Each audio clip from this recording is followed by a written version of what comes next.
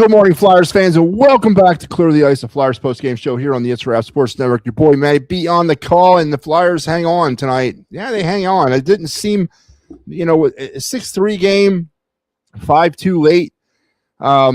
It doesn't seem like you should be saying that they hung on, but they did. 6-3 was the win tonight. Their 20th victory of the season over Vancouver. Vancouver stinks. I don't know what else to say more about this. Flyers came into this game a little lethargic. They were outshot 8-0 to start the game. Outscored 1-0. Jamie Drysdale was a wreck most of the game. Did redeem himself late in the game there, but it was not a clean, crisp game. And coming off of the game in Seattle the other night and this game, and then you're going back-to-back tomorrow in Calgary, I'm glad they kind of pulled themselves out of whatever it was and were able to kind of beat an inferior team tonight. And but as I said, a real sluggish start for them. Outshot painfully to start this game. Down 1-0. They come out and they score 3 unanswered to take the 3-1 lead. Got it up to got down to 3-2, 4-2, 5-2. Then you had an empty net shorthanded goal by Owen Tippett. But then Vancouver scores right behind that, and you got a helter-skelter finish down the end. The Flyers add a late empty netter to reclaim that 6-3 lead. That's how you get 6-3 Flyers tonight. We're going to break down some of these goals and talk a little bit more about this game here tonight. But I want to remind you guys that even though the Flyers are in Western Canada and they're going to continue to be there throughout the rest of this week, we will not leave you alone. We got you. Tonight I'm here. Tomorrow I'll be back. As I got back-to-back with you guys tomorrow in Calgary. I'll ring in the new year with you, and Mike Lauer will take it to finish the road trip in Edmonton on Saturday. So there's your Clear the Ice schedule for the rest of the week. And here you have our schedule in the network for the rest of this week. Tomorrow, the best of the week of It's a Wrap Sports. We'll start at 8 o'clock, and then we got Flyers Flames tomorrow night, New Year's Eve for you, and then the rest of the stuff that's scheduled for the week. So plenty to do here on the It's a Wrap Sports Network. Let's head over to the game here. Let's clean up some of the admin stuff, as I like to do. Some of the healthy scratches for the Flyers. Nick Delorier, Garnet Hathaway, and Noah Juleson got the healthy scratch for the Vancouver Canucks. Niels Hoglander, Ratty, and Elias Pettersson were healthy scratches for the Vancouver Canucks. In between the pipes tonight for the Flyers was Dan Vladar, which I thought was an interesting decision here. When you're going back-to-back, now again, not that Calgary is a juggernaut, and perhaps this is to set up the Edmonton game, because obviously if you look at this, you got Vladar playing tonight, then he has 2 nights off before Edmonton, so that makes sense. But I don't know. I just thought maybe they would go with Vladar in Calgary against his former team. But Vladar got to start tonight and played well, played really well. The defense was not good in front of him. Flyers were consistently outgunned tonight. They were outshot for the game, but they were also out-physicaled. Flyers are not a physical hockey team, but they find ways to get around that tonight. Vancouver pushed him around a bit, and Vladar was up to the task, faced 35 shots, gave up 3 goals, and finishes with a .914 save percentage. For the Canucks, they went ahead with Demko, who faced 31 shots, saved 27 of them, gave up 4 goals, and gave up more than that, and finishes the night with a .871 goals against or save percentage. So there you have your goalie breakdown. Said Vladar got the nod tonight. I was a little surprised, honestly, but I can see why. You want to give him the extra day to get ready for Edmonton. Let's get into the goals. Vancouver would, as I mentioned, get up early, which honestly, it was sort of, in my opinion, a done deal by the way the Flyers came out in this game. Outshot 7-0 before this shot, which resulted in a goal at the 3:45 mark. Now, granted, this is 3 minutes and 45 seconds into the first period. The Flyers are already being outshot 7-0. So it did not start well. And David Kampf with his second from O'Connor and Pettersson, making it 1-0 Vancouver. Let's go to the videotape, shall we? It's good to be back. I haven't done a Flyer postgame like this in a while. I've done a few of the combos where I blend them into my 9 o'clock show, but I haven't done a standalone post-game show in a minute. It's good to get back to start breaking some goals down for you guys. I really enjoyed that aspect of it. Let's bring this goal up. Ooh. All right. So let's pick up the play inside the Flyers zone. We'll let this thing roll here as the Flyers will try. As again, the Canucks were flying around early and they were out muscling the Flyers. We're going to play a little bit of keep away here from the Flyers as the Canucks are going to bring it around the half wall. Now, it's important here because this goal was actually pretty strategic, and we'll talk about what I mean here in a second. They'll put the puck back behind net.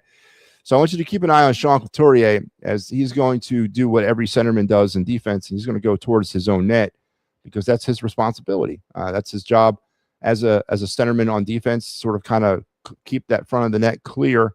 Now you can see him; he's already starting to kind of look around, to see what sort of situation he's got himself into. He goes to the left, he looks over that way, then he's starting to look behind him, making sure there's nobody sneaking in behind him, but there is somebody sneaking in, and he picks him up. Now he thinks he's doing well, and Vancouver's got the puck behind the net. You got Drysdale coming in behind as he's a little bit out of position as a defenseman in this situation, a little bit out, but he's going to come down, and this is pretty cool how they do this. Take a look. Basically, Couturier is going to pick up the guy coming through the middle. He's going to clear this out. This was a strategic move done by number 29 to pull Couturier away from the middle of the net to enable a smaller defender in Drysdale to get matched up one-on-one with a larger Kampf, the larger forward. And Jamie Drysdale just gets out-muscled here pretty badly, actually, as he gets pushed around right off the bat. They're just going to get it out front, and boom. I'm not really going to put this on Vladar.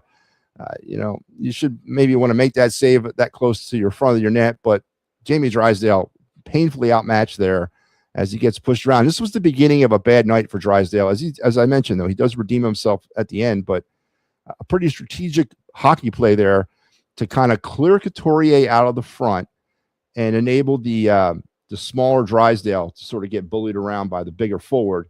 And that results in a Vancouver 1-0 lead. And at that point, it was 8-0 in the shot arena in the first period. The Flyers would battle back, though, as maybe that was the goal that woke them up. Noah Cates would get the Flyers on the board with his 10th of the season from Michkov and Brink at the 12:02 mark to tie it. And let's bring this bad boy up. There were some pretty goals tonight scored by the Flyers. I will give them credit. There were some nice offensive moves. There were some puzzling offense tonight, as we'll see a little bit later on. But let's talk about this goal here, that Cates goal. So let's get it going.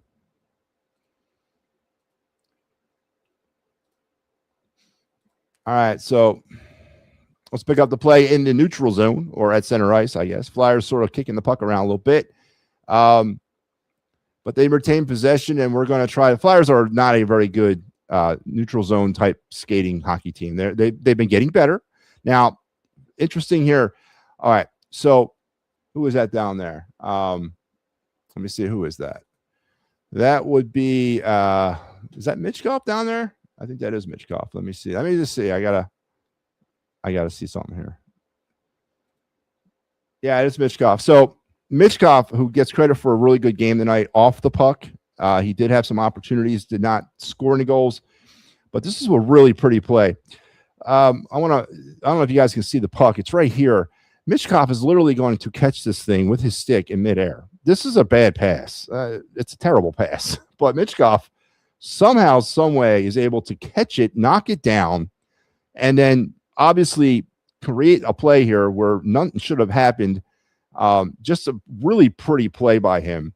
And he's going to feed it back to Cates. He's going to walk down inside the dot and just, again, this is a shot Demko needs to get back. He goes low, beats him in the 5-hole underneath the pad for the goal. But I really am going to remark, let's pop that back. It's just kind of an amazing play that he makes on a bad pass. He's able to literally to catch it, not knock it down. He catches it and then drops it onto the ground. Just absolutely amazing by Michkov there. You can't give 2 assists on one play, but he definitely deserves that for that play. These are the plays that don't show up on the score sheet. Obviously, the assist does, but there really should be an asterisk next to that because that was just a lovely play by a guy that's struggling hard and in and out of the doghouse with Rick Tocchet. But right there, Michkov showing off that skill that everybody thought he has or that he has. So the Flyers would tie it up at 1, and that would be your score heading into the first intermission. Vancouver would outshoot the Flyers 10-5, and let's face it, it could have been a lot worse. So the Flyers can get some credit here with this after giving up the first 8 shots.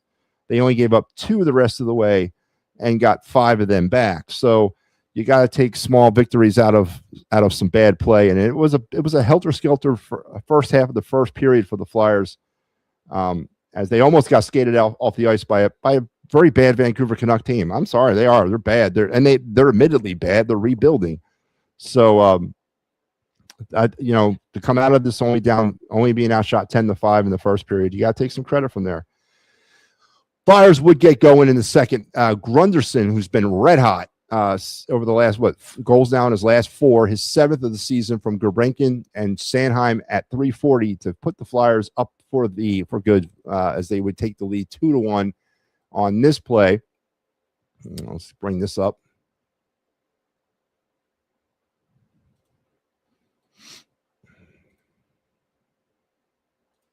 It's what happens when you're running a show by yourself with no producers. You got to do all this stuff on your own, folks. But I love breaking goals down. So let's bring it up. Flyers are going to have the puck in their own zone. They're going to come out. Again, they're trying to get better with their neutral zone play. This was a nice little play that kind of gets away from the Flyers, but then they're able to keep it going as the defense for the Canucks sort of just, I don't know what he was doing. He was sort of asleep there. He decided to play man instead of puck. In a situation like that, when the guy doesn't have full possession, sometimes you lean towards the puck more than the man because of something like this. It's going to create a 2-on-1 here, but it's a funky 2-on-1 because the puck is so far out in front and you're running out of ice quickly. It's almost like a one-on-one, really, because you're going to see as we let this thing run, by the time Grunderson gets it, he's way too committed. He can't really make a pass at this point, and he's going to have to try to do something, and he does. An amazing shot. He takes it top shelf, far side, and right over the elbow, shoulder area there, and puts it home. As I said, just go back again. You get the 2-on-1, kinda, but the puck is so far out of reach. By the time Grunderson gets it, he's sort of in no man's land, and he has to shoot. There's really nothing he's going to be able to do with the pass there. So he makes the best out of nothing there, and it's a real pretty, top shelf, far side goal there to give the Flyers a 2-1 lead. So, again, some of those pretty offensive plays were on display, and that was definitely one of them. So the Flyers will continue to build upon that lead at the 10:20 mark. And this, obviously, anytime Travis Konecny gets a goal lately, it's a good thing. And he gets it here, his 12th at 16:20 from Drysdale and Zegras to give the Flyers the 2-goal cushion, 3-1. And this was a nice, pretty goal, too, by Konecny. As, again, not having the greatest of seasons. If there's maybe some of the critiques you can make as we're getting close to the halfway point. Game, 38? We're coming up on that halfway point of the season. You start handing out those first half report cards. Obviously, Travis Konecny might not be pulling in a lot of A's, but this was definitely a good goal. And this was one of those goals that, again, make Travis Konecny what he is. Let's bring it up here. So the Flyers will have the puck behind the Vancouver net. Just waiting for someone to set up. Konecny's sitting down low. In all my years of playing, coaching, and watching hockey, I never understood how a defenseman, and of course, I never played the NHL, so I'm not going to sit here and try to critique this, or I will, but I don't know how you lose sight of people down low. How do you lose somebody sitting on your goal mouth? I don't get that. And it's not like it's me down there. It's Travis Konecny, one of the higher scorers of this team. And you lose control of him, and you lose accountability of him, and you let him sit in the goal mouth. I never get that. And Vancouver, not only did they lose him, they completely lose him as the play is going away. And look at this, man. It's terrible. It's absolutely god-awful defense by the Vancouver Canucks to leave Travis Konecny sitting down there. I mean, the guy doesn't even look behind him. Or maybe he's looking over here. Konechny's, I get it. It's a loud building. Maybe his focus is elsewhere, but how can you not know there's somebody? These guys can see what's happening down low. Someone needs to yell something out, but not only do they not see him, they really don't see him, as they're going to come back up and just leave Konechny sitting down here. It's just a matter of trying to get the puck to him. And they do, as we got the shot. We got a pass. We got Konechny with the shot. It was a weak pass, but then he stays with the rebound. Goalie slides out of the way. Konechny loses his feet, puts the top shelf, gets the goal. I'm surprised Konechny wasn't jumping up and down there. Like, hey, man, look, I'm all alone. But they do capitalize on just a terrible defensive breakdown by the Canucks. And the Flyers now have the 3-1 lead. And looking at this point, like this game is somewhat in the driver's seat. And that would be your score heading into the second intermission. The Flyers rectified the shots on net that period as they painfully outshot Vancouver 19-9 heading into the third period. And I was feeling that, okay, hiccups over. We've regained dominance in this hockey game to a very inferior opponent. Let's finish this thing up. But Drew O'Connor had other things in mind, as he would get Vancouver right back in this bad boy at the 1:08 mark early in the third period. His 10th from Kampf, his first. It would get Vancouver within one goal, 3-2. And let's bring this up.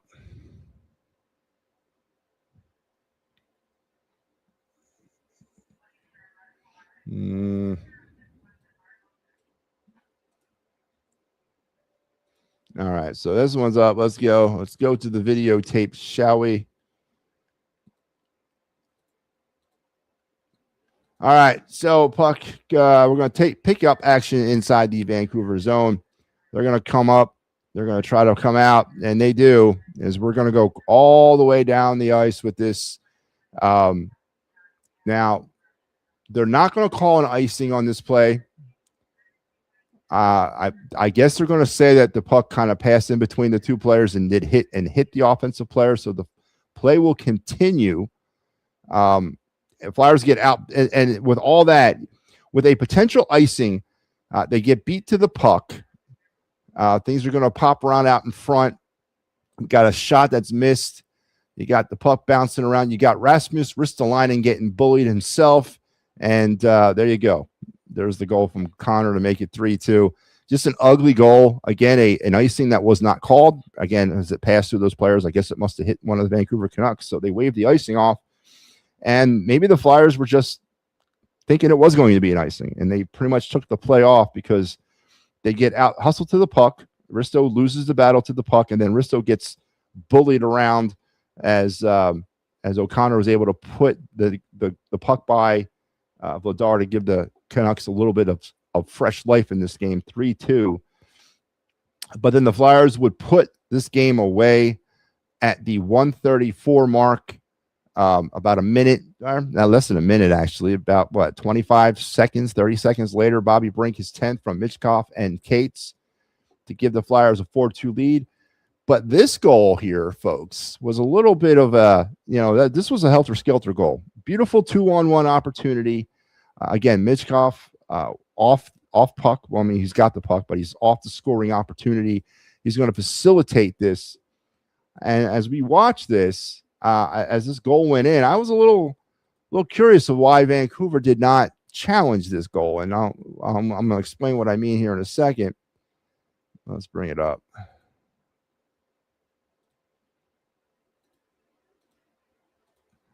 So we're going to pick up play coming outside the Flyers zone. The Flyers are going to gain possession as it comes off the half wall, and it's going to create this 2-on-1 beautiful outlet pass. And there's Michkov kind of messing with it. You got Brink has got to wait to be onside. So Michkov's onside, Brink's onside. Now Michkov's going to come up. Now this play, honestly, is probably one of the uglier 2-on-1s I've ever seen because it was so slow in developing. Mitchkov was, and I'm not necessarily going to blame Mitchkov here, but you could see as his head is up, he's looking at Brink. He's looking to pass all day long. I don't even think he's thinking about shooting the puck. Brink is trying to read Mitchkov, and I don't know if Mitchkov stops, he slows down. Brink looks like he's skating in quicksand. It just never really it just ran way too slow, and it's going to create this thing at the end that was a little bit questionable, as we can see. Again, just a real slow developing play. Mitchkov finally decides to pass. Is Brink in the blue before the puck? Vancouver never challenges this, but it was really close. I would have personally challenged it, but Brink gets the goal there on a very ugly 2-on-1 that just took way too long to sort of develop. Mitchkov kind of tips his hand really early in that play of wanting to pass because he's got his head up. His head's up. He's looking right at Brink the whole way. Brink is really hesitant on what he's doing. I guess he decides I got to go to the net because he's looking to pass. And then here we go again. Is the puck in before Brink? Again, Vancouver did not challenge it. I guess they saw it differently. Flyers do take the 4-2 lead in an ugly 2-on-1, but it counts. And now you think this game is pretty much in hand. So towards the end, the Flyers are penalized. Vancouver pulls the goalie, giving Owen Tippett an opportunity, shorthanded with the empty net. He puts it in to make it 5-2 at 17-19 mark. Definitely think that's historical there. But within about a minute later, Tom Willender would score for Vancouver, his second goal of the year, to make it 5-3 as we got a game again at 18-16. But then Christian Dvorak will ice it away at the 19-23 mark, his ninth with the empty netter, his ninth goal of the season. And that's how we get 6-3. The Flyers were outshot 16-9 in that third period. For the game, Vancouver outshot Philadelphia 35-33. The Flyers were 0-for-1 on the power play, but did score a shorthanded goal. It counts. Vancouver was 0-for-4, and that's a really good sign as the Flyers' penalty kill seems to be really picking up lately. They were hovering around 80% for a minute, but they've started pulling that up a bit. Tonight they held Vancouver to 0-for-4. Flyers gave the puck away 17 times and took it away 3. They also blocked 15 shots. And there you go. 6-3 is your final. And as I mentioned, a very ugly game to start for Jamie Drysdale. We talked about that goal that he sort of got bullied around like he's a rag doll. Then earlier in the then there's another play where he's basically he whiffs on a shot that creates a 2-on-1 the other way. Dard comes up big time with a save. Just not a good game for him. But then he redeems himself late. Coming into the zone, he attempts a shot. His stick blows up, creating a basically 1-on-0 breakaway the other way. He's trailing the play without a stick. Bedard makes an amazing save. Drysdale then hops up on that loose puck, kicks the puck into the corner, fights off to the forward until help can arrive and they get the puck out. So Drysdale redeemed himself a little bit at the end of this hockey game, but obviously Drysdale's not here for his defensive skills, and that's not why we brought him here. He's the right-handed shot. He's got somewhat shown it in the past, quarterbacking ability. He really has a great lateral game. He's supposed to be able to score. He's not scoring here. Drysdale's an enigma right now. And obviously when you're traded for Cutter Gauthier, things are going to sort of follow you around. And he's been struggling. Taka did talk him up a couple of days ago, saying his play has improved. I personally haven't seen it. Very challenging game for Drysdale tonight. He was all over the place, which is a good thing, and he does make that play at the end, but just not a real good. It's been really a spotty effort from Drysdale this season and ever since he's been here. So, but all's good. All's well that ends well. Flyers with a 6-3 win will take their act to Calgary tomorrow night on the back end of this back-to-back, and they will face the juggernaut Flames, who are just as bad as the damn Canucks are. And Urson more than likely will get to start in net, which would then set Vladar up to start Saturday afternoon in Edmonton against them Edmonton Oilers. But the Flyers now on the season, they captured their 20th win, 20-11-7, 47 points through now, as we mentioned, 38 games. We're getting close to the halfway point of this season. And, overall, really good things to report from this hockey team, and very interesting stuff that we've been seeing from the goaltending tonight. Again, not holistically a good game, but they found ways to just rise above the inferior competition and win the game. And it's good to talk that way. It's good to say that there's a team out there that the Flyers should beat. And Vancouver's one of those teams, and so is Calgary. Let's be blunt. But we'll do this again tomorrow night. Again, here's our schedule once again, the Clear the Ice schedule for the rest of the week. I will be back tomorrow night for New Year's Eve action in they don't call it the Saddle Dome anymore, do they? Is it still called the Saddle Dome in Calgary? But I'll be back here tomorrow night for the Calgary Flames and all the other great stuff that's happening on the network throughout the weekend. You guys have a great rest of your day, as we are over the midnight hour, so it is officially New Year's Eve. Happy New Year's for all you out there. I won't probably talk to you again until 2026. So have a good rest of your day. Have a great New Year's Eve. I'll see you tomorrow morning on Clear the Ice. And in the immortal words of the late, great Gene Hart, good night and good hockey.